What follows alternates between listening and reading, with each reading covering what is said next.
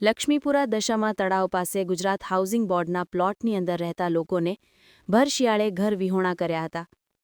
અમીરો માટે બધું માફ અને ગરીબો માટે નિયમો આગળ ધરી તંત્ર કામગીરી કરતું હોય છે. જો ગરીબો પાસે પૈસા હોય તો પોતાના મકાન લઈને નિવાસ કરે, પણ ન હોય તો તેઓ ખુલ્લા આકાશ નીચે નાનકડી રહેવાની વ્યવસ્થા કરતા હોય છે. પણ જમીનો તો ભૂખ્યો વિકાસ કેમ કરીને છોડે? નિયમોના બહાને ગરીબી સંવેદનશીલતા હંમેશા હારી જાય છે.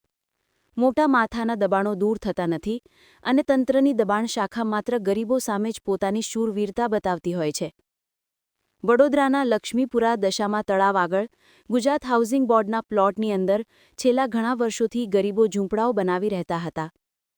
નાનપણથી જ તમામ લોકો આ પ્લોટમાં મોટા થયા છે, પણ ગુજરાત હાઉસિંગ બોર્ડના પ્લોટમાં આ લોકો દબાણ લાગે છે અને આ દબાણ દૂર કરવા ગુજરાત હાઉસિંગ બોર્ડ દ્વારા વડોદરા કોર્પોરેશન પાસે મેન પાવર અને મશીનરી માંગી હતી, જે બાદ આજરોજ દબાણ શાખાની મશીનરી અને સંવેદનવિહીન મશીન બની ચૂકેલા કર્મચારીઓ ઝૂંપડાઓ તોડી પાડવા આવી પહોંચ્યા હતા.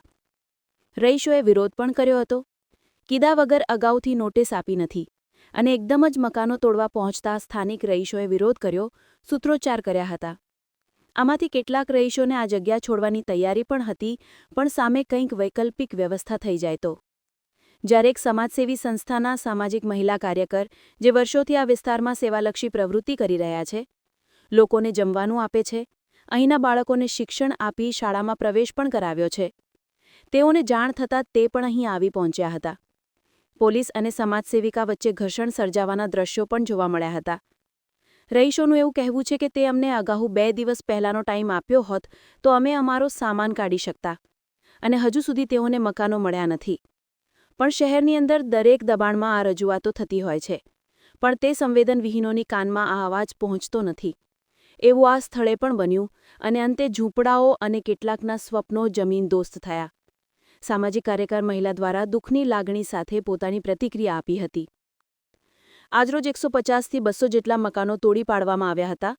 પોલીસ બંદોબસ્ત સાથે આ કામગીરી હાથ ધરાઈ હતી, જે સંદર્ભે અધિકારીએ જણાવ્યું હતું, આજે કશું વાંધો નથી. આ લોકોને છે ને બધા અહીંયા મકાન તોડવા આવ્યા, આ લોકોનો ફોન આવ્યો એટલે મેં એવું કીધું, એટલે 5,000 રૂપિયા આપીને આ લોકોને મકાન બુક કરાવી આવ્યા છે. એના ઘણા લોકોને મૂડી પણ અમે આપી છે. આ રોજે રોજ કમાઈનારા પરિવાર છે, તો એ લોકોને અહીંયા દારૂના અડ્ડા ચાલે છે, કેટલી બધી બીએમસીની દબાણો કરેલા છે, તો ગરીબ લોકોને કેમ હેરાન કરવાના? આ લોકોના જન્મના દાખલા અહીંના છે, આ લોકોના આધાર કાર્ડ અહીંના છે, રેશન કાર્ડ અહીંના છે. અમે એવું નથી કહેતા કે નહીં કરે, ખાલી જે લોકોએ 5,000 ભરીને હપ્તા ભરવા માટે તૈયાર છે, મકાન લેવા તૈયાર છે, તો પહેલા મકાન આપી દો. અમારું કહેવાનું એમ છે. આ બંધ કરીને કમ્પાઉન્ડ દારૂના અડ્ડા ઉભા કરે છે. મેં જોઈ છે, મારી પાસે ફોટા છે, તમારે જોતા હોય તો.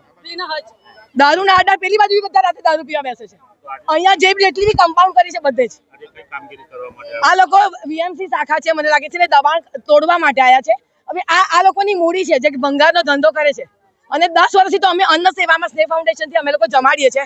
એટલા માટે આ લોકોના 77 છોકરાઓને ગવર્મેન્ટ સ્કૂલમાં એડમિશન કરાવીશું. શેની માટે? ના, મારી સોનાની ચેન પડી ગઈ છે લકી અહીંથી, બરાબર છે. મને પોલીસ ડિપાર્ટમેન્ટ સાથે કે સરકાર સાથે કોઈ જ મતલબ નથી.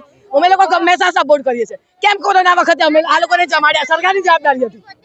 તો પછી અત્યારે આ બધા પૈસા હપ્તા ભરવા તૈયાર છે, મકાનના ફોર્મ ભર્યા છે, બરાબર છે. એ લોકોનું કહેવાનું એમ છે કે અમને મકાનના ફોર્મ ભરાયા છે, તો જ્યારે બી ડ્રો થાય ત્યારે અમને પછી મકાન આપે ત્યારે ખાલી કરાવો, અને ખાલી કરાવવા બધા તૈયાર છે. જો મકાન મળે તો તૈયાર છો?